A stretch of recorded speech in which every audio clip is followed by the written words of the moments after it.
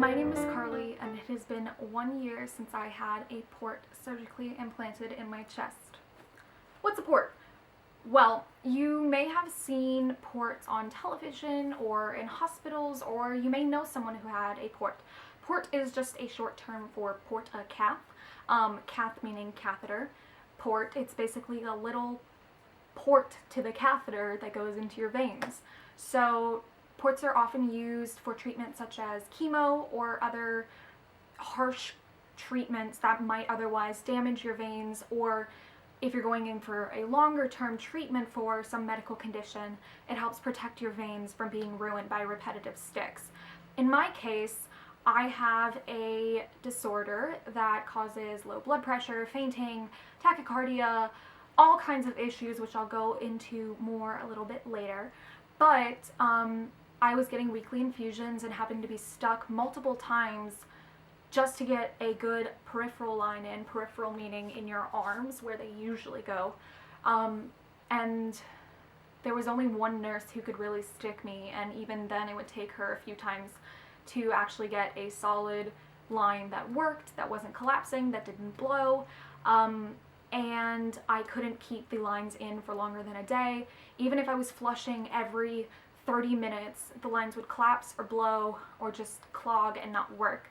So I was infusing 3-4 times a week and getting stuck maybe 3-4 times each time, so my veins were quickly going bye-bye. So my cardiologist brought up a port to me and my mom, and at first I was really against it. I didn't want it. I was like, no, I'm about to go to college. I already have to deal with being the weird girl who passes out. I don't want to be the weird girl with like Iron Man robot stuff coming out of her chest.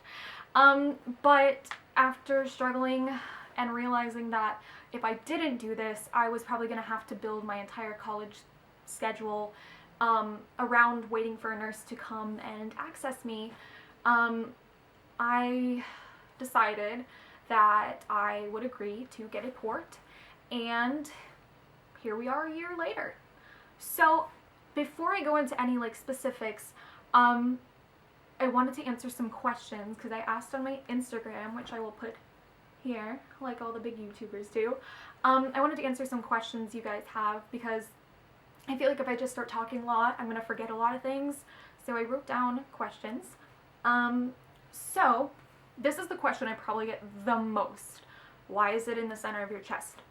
So my surgeon was a pediatric surgeon. He prefers to put them there for kids or girls with flat chests like me. He prefers to put them there. They're hidden. So if a kid is going to be self-conscious about it, especially the younger kids who are already dealing with such complex medical issues that they don't want to be the center of attention any more than they already are, it's really hidden. The scar is hidden. It's really great for people like me with flat chests because no one really knows it's there unless I'm like, hey, look, or unless they see the tubing come out of my chest. A lot of times it's here, and it is in the subclavian artery. Mine, I think, because I can feel, like the other insertion point was here, so the port is here, and then I can feel the catheter here, so it does go into my subclavian, it just goes up and around. I feel like it's a lot steadier over my sternum. With Ehlers-Danlos, you can be a little bit stretchy and bendy, and so oftentimes people's ports will flip if they're just hanging out over muscle with nothing to really, I'm looking for a word, with nothing to steady it, I guess. I'm sure you guys can relate to the whole word searching brain fog thing.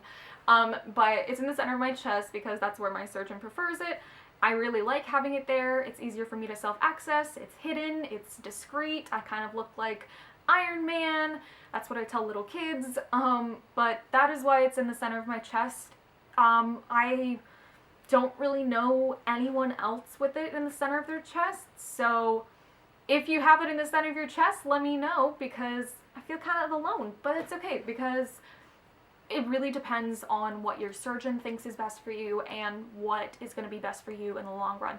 Since we knew I would probably be accessing myself, given that I was going off to college, and again, didn't want to have to base my entire class and life schedule around waiting for a nurse, this was a good choice because it's really easy for me to just look down and poke myself in the chest instead of having to look in a mirror because it being here and you can't really look down.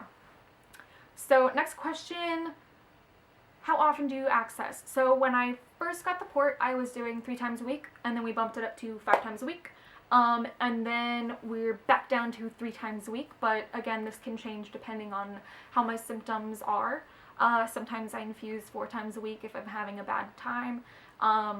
It's really the flexibility of having a port means you can infuse kind of whenever you want, which is great. And I access, when I was doing 5 times a week, I would stay access for 2 days, like so. Access Monday, stay access Monday, Tuesday, de-access Tuesday after I was done, Wednesday, break day, don't do anything, Thursday, access, stay accessed, Friday, after I'm done infusing, de-access, Saturday, access, infuse, de-access, and then I have Sunday off.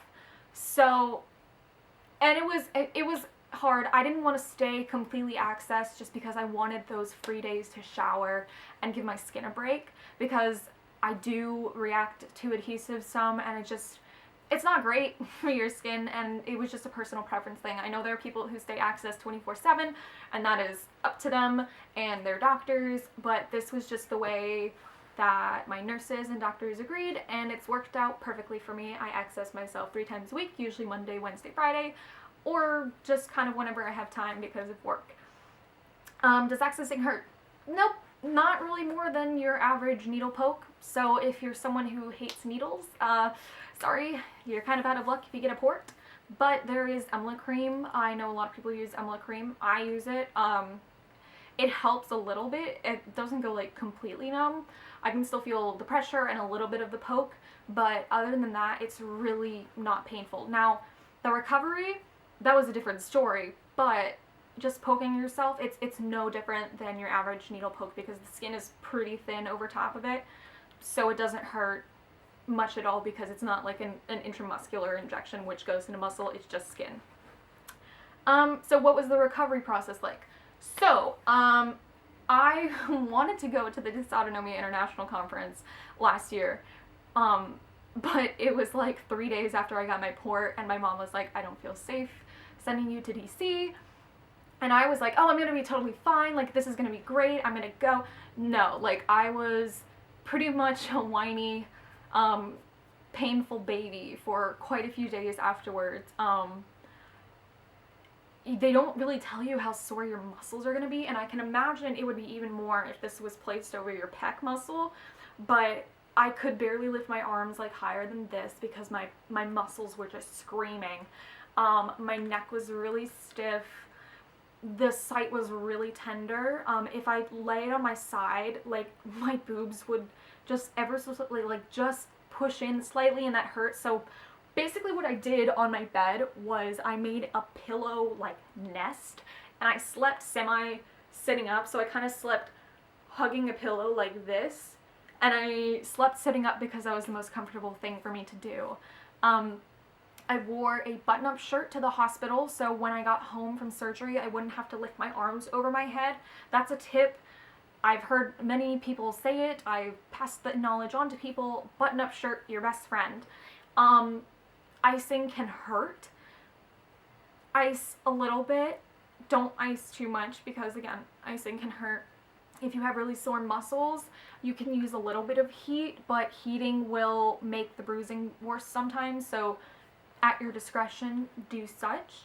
But other than that, I got it, I think it was a Tuesday, and then the next Monday, I was going to a 2-week-long vocal intensive camp at a local university where I would be staying in a dorm and away from my parents, only like 40 minutes down the road, but basically I'd be up from like 8 a.m. to 10 p.m. every day singing and doing stuff like that. So that was interesting being in recovery there. So like the first few days there were I was really sore. I couldn't participate in a few of the things like dance workshops, but I also had to be careful because of my POTS and EDS to begin with. But I was still able to perform and everything. I actually was accessed my first time by my nurse, whom I love, while I was at the camp. And I got to perform for an opera singer with my port accessed and this ever so lovely holographic backpack on, and he was like, please tell me that's part of the act. I was like, no sir, it's not part of the act. He goes, well, I love the backpack, and it just made me feel good. And I'll put in a few pictures, because what's great about this port is you can't really tell when I'm accessed. Like, if I'm not connected to my infusion, you can't really tell. It's not peeking out here unless I'm wearing like a really deep cut shirt. You really can't tell. So there were times when I felt really kind of empowered because I was standing on stage, my heart racing, but I was singing, and I was like, none of these people know that I have a needle in my chest and I'm a robot, which was kind of funny. And it's really weird to get used to think about that. Like, I just tell people, like, my fluids are just like my robot juice that keeps me going, just because it's easier than being like, oh, yeah, all these issues that I have. But that's me, and I'm weird. So what is it for? So I use mine for IV saline infusions, 1.5 liters. It usually takes about 4.5 hours to infuse, because I'm going 350 milliliters an hour. It can be used for other things like chemotherapy, blood draws, other forms of IV fluid nutrition such as that, but I personally use it for IV fluids. So what's the difference between a port and a PICC line besides the placement? Do they do different things? So a PICC line, I don't know what the acronym PICC stands for, if it stands for anything, but the PICC line usually goes in the brachial artery. I'm going to fact check that and put it down here. But it goes in a really big artery in your arm, and it goes straight to your heart, so it's a central line. PICCs can be used for long-term antibiotics. PICCs can be used for TPN, for things like that. A PICC is it can be used for the same thing as a port, but also not the same things. They both have jobs that they do really well. For example, sometimes they don't want you doing TPN through a port because it can get clogged more easily, whereas TPN through a PICC is less likely to get clogged. However, PICC lines, since they are a constant access and open to the environment, the infection risk for them is pretty high. Whereas a port, the only time you're really exposing yourself to these germs is when you're accessing and when you're accessed. So if you access and then deaccess and you're boom done, there is a smaller chance than, whereas if you have a PICC, it's constantly there. It's a constant source of entry for germs into your body. So it can be very dangerous to have central lines, which is why doctors should be the ones bringing them up. I don't really think people should push for ports or central lines, because IV saline shouldn't be the first treatment for POTS. It took me 3 years to get to this point, and even now it's not the cure that people kind of, I guess, hope it to be. It helps.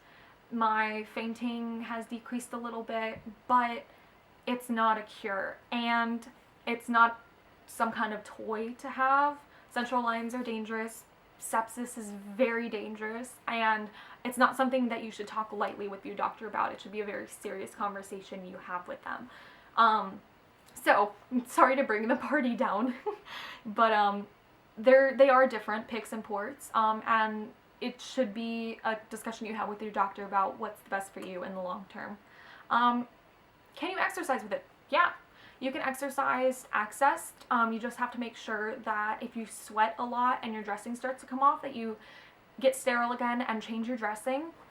But if you're not accessed, yeah, you can pretty much do everything a person without a port can do. I'm not really sure of any specific restrictions other than like ones I have for other reasons, but I can row, I can run, running, I can, you know, do pretty much everything else. It's just sometimes like laying on it, if I was doing like a yoga position on my stomach, laying on it can be a bit weird, but other than that, I think maybe contact sports might be a little dangerous, like if you got hit in the chest, but just regular exercise, totally fine. How long do you wait after de-accessing to shower? So I usually wait until, so I usually de-access, I try to wait at least 30 minutes to an hour just to give the skin time to like close up. But I always put like a watertight bandage over it if I'm going to shower right after accessing, just to keep everything clean and safe. And showering after de-accessing feels so good. Why do I access 3 times a week instead of saying access? It's just the way I prefer to do it. I like having the freedom to shower and sleep on my stomach, even though it's bad for my back. And just, I like the freedom that being de-accessed gives me. I mean, when I was doing 5 times a week, I stayed accessed for 2-3 days at a time. I would shower while accessed, but now that I've gotten down to 3 times a week, it's just easier for me to do it this way. I know it's more pokes, but it's just the way I prefer to do it. How is a port placed?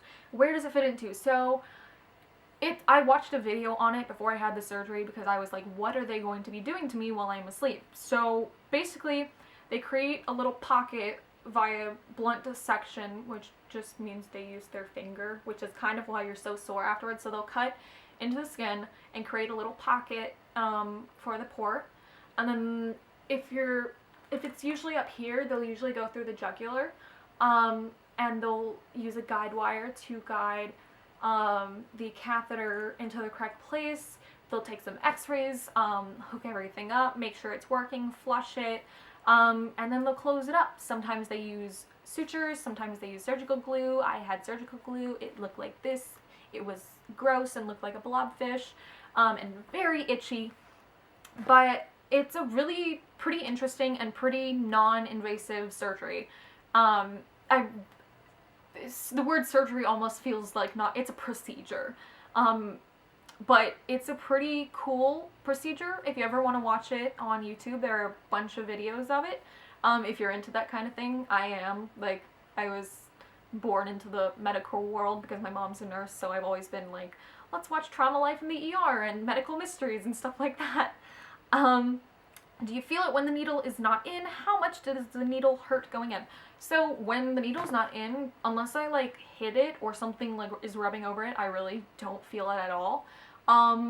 It doesn't hurt when the needle's not in, and the needle doesn't really hurt going in, especially if you use the numbing cream, if it works for you, because some people, numbing cream just doesn't work, but you don't really feel it unless you're like sitting there like consciously feeling it. You don't really feel it when it's not accessed. It's just an extension of your body, literally.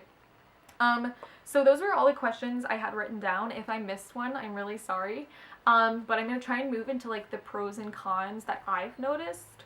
And hopefully that'll answer some more of your questions. So moving on.